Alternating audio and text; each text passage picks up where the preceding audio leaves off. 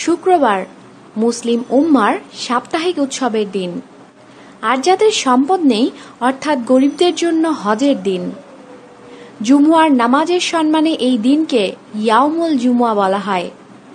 মহান আল্লাহ তাআলা নভমণ্ডল, ভূমণ্ডল ও গোটা জগৎকে 6 দিনে সৃষ্টি করেছেন। এই 6 দিনের শেষ দিন ছিল জুমুয়ার দিন। এই দিনেই হযরত আদম আলাইহিস সালামকেও সৃষ্টি করা হয়। এই দিনেই তাকে জান্নাতে প্রবেশ করানো হয় এবং এই দিনেই তাকে জান্নাত থেকে পৃথিবীতে নামিয়ে দেওয়া হয়।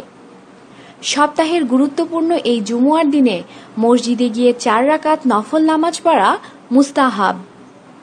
রাসূলুল্লাহ সাল্লাল্লাহু আলাইহি ওয়াসাল্লাম বলেন, জুমুয়ার দিনে মসজিদে গিয়ে 4 রাকাত নফল নামাজ পড়লে ওই নামাজির জানমাল, সন্তান, পরিজন এবং দুনিয়া ও আখিরাতের সম্পদ আল্লাহ তাআলা অনিষ্ট থেকে রক্ষা করবেন।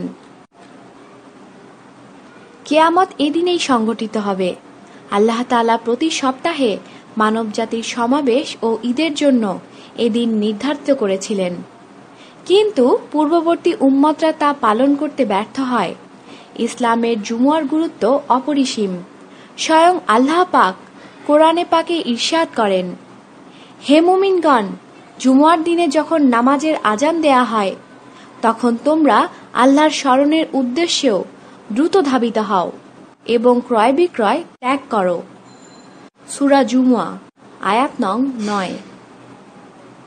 তাই জুমুয়ার আজানের আগেই সব কর্মব্যস্ততা ত্যাগ করে জুমুয়ার নামাজের জন্য প্রস্তুতি গ্রহণ করে মসজিদে গমন করা সকল মুসলমানের ঈমানী দায়িত্ব। এদিনে এমন একটি সময় রয়েছে যখন মানুষ যে দোয়াই করে তাই কবুল হয়।